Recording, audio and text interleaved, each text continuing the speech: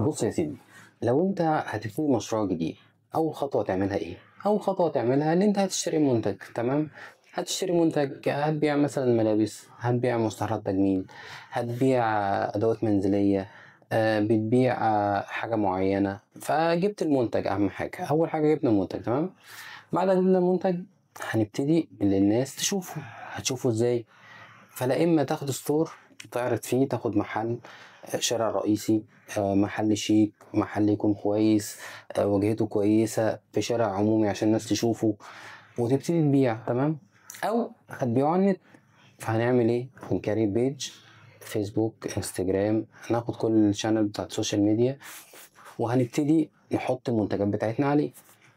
فلو انت جيت حطيت الحاجة في المحل وقافل المحل ومطفي النور والناس معدية ومش شايفة ايه اللي جوه المحل، هي دي البيج. انت اول ما كريت البيج حطيت المنتجات جوه البيج.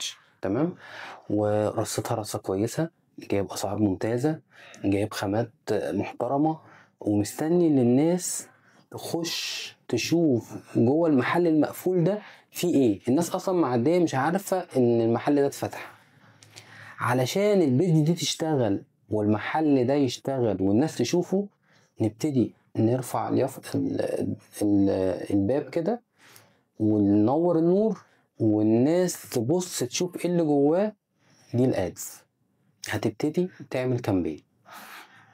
لما نعمل كامبين هنظهر للناس ويب سكرول على الفيس، على الانستجرام، على اي سوشيال ميديا، هتبتدي تشوف. فكل ما انت تكون راس محل كويس، يعني عامل كونتنت كويس، جايب حاجات جودتها حلوة، عامل محتوى كويس، مصور تصوير كويس، عامل فيديوهات كويسة، هيبتدي الفيس يلمع البيج دي ويرشحها للناس. وانت عامل ادز، مش هيرشحها لك كده لله يعني. فهيبتدي الريتش بتاعك يعلى كل ما يكون الكونتنت بتاعك كويس. كل ما تكون انت عامل اعلانات كويسة، كل ما تصرف اكتر كل ما المحل بتاعك يكبر. تصرف اكتر المحل بتاعك يكبر، تصرف اكتر المحل بتاعك يبقى واضح كده وباين للناس، وهي معدية في الشارع هتشوف المنتجات بتاعتك. فما تجيش اللي انت تجيب بضاعة تحطها في المحل، ترصها رصة حلوة، تصرف عليها وتجيب خامات حلوة وتقول والله انا ما ببيعش، ما انت اللي قافل المحل، عشان كده ما ببيعش. سلام.